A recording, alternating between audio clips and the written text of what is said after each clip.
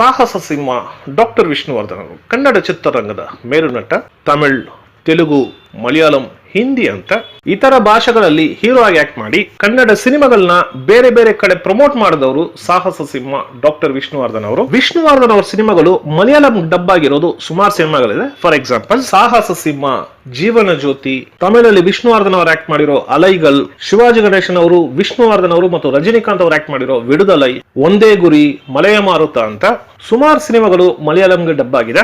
ಆದರೆ ವಿಷ್ಣುವರ್ಧನ್ ಅವರು ಮಲಯಾಳಂ ಅಲ್ಲಿ ಆಕ್ಟ್ ಮಾಡಿರೋ ಎರಡು ಸಿನಿಮಾ, ಒಂದು 1981 ನಲ್ಲಿ ಅಡಿಮಾ ಚಂಗಲ ಅನ್ನೋ ಸಿನಿಮಾ, ಮತ್ತೊಂದು 1992 ನಲ್ಲಿ ಕೌರವರ್ ಅನ್ನೋ ಸಿನಿಮಾ. ಈ ಎರಡು ಸಿನಿಮಾನು ಮಲಯಾಳಂ ಫಿಲಂ ಇಂಡಸ್ಟ್ರಿನಲ್ಲಿ ಒಂದು ದೊಡ್ಡ ಸಕ್ಸಸ್ಫುಲ್ ಸಿನಿಮಾ ಆಯಿತು. ಅದು ಮಾತ್ರ ಅಲ್ಲ, ಮಲಯಾಳಂ ಪ್ರೇಕ್ಷಕರಿಂದ ವಿಷ್ಣುವರ್ಧನ್ ಅವ್ರನ್ನ ಕೊಂಡಾಡಿರುವಂತಹ ಸಿನಿಮಾ ಕೌರವರ್ ಮತ್ತು ಅಡಿಮಾ ಚಂಗಲ. ಕೌರವರ್ ಅನ್ನೋ ಸಿನಿಮಾನಲ್ಲಿ ವಿಷ್ಣುವರ್ಧನ್ ಅವರು ಮಾಡಿರೋ ಹರಿದಾಸ್ IPS ಅನ್ನೋ ಪಾತ್ರ ಈಗಿರೋ ಜನರೇಷನ್ ಕೂಡ ಮೆಚ್ಕೊಳ್ಳುವಂತ ಪಾತ್ರ ಅಂದ್ರೆ ಅದು ತಪ್ಪಾಗಲ್ಲ.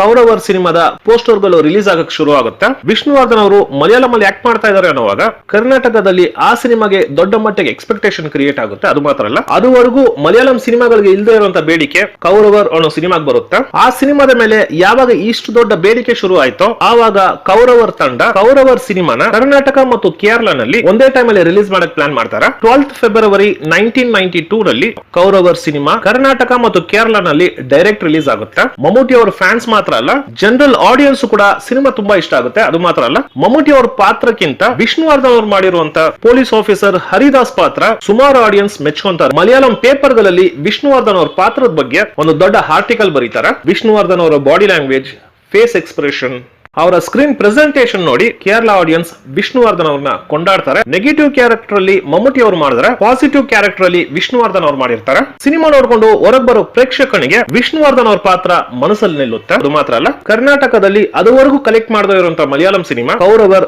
ದೊಡ್ಡ ಮಟ್ಟಕ್ಕೆ ಕಲೆಕ್ಟ್ ಮಾಡುತ್ತೆ. ಈ ಸಿನಿಮಾನ ತೆಲುಗುಗೆ ಡಬ್ ಮಾಡಿ ಕಣ್ ಕಣಂ ಅನ್ನೋ ಹೆಸರಲ್ಲಿ ರಿಲೀಸ್ ಮಾಡ್ತಾರೆ. ತೆಲುಗು ಸ್ಟೇಟ್ ಅಲ್ಲಿ 100 days ಕಂಪ್ಲೀಟ್ ಮಾಡಿ ಮತ್ತೆ ಕರ್ನಾಟಕದಲ್ಲಿ ತೆಲುಗು ವರ್ಷನ್ ರಿಲೀಸ್ ಮಾಡುವಾಗ ಸುಮಾರು ಥಿಯೇಟರ್ಗಳಲ್ಲಿ 100 days ಕಂಪ್ಲೀಟ್ ಮಾಡುತ್ತೆ.